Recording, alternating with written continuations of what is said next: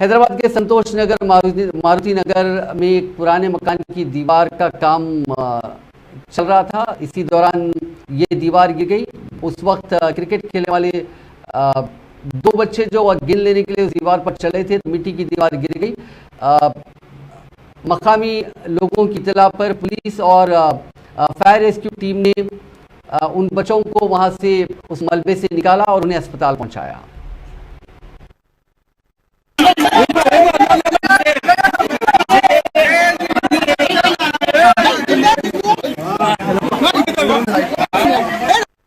यानी 4 पार्टी को मारुति नगर चंपापुर में एक बाल क्लब का कॉल आया।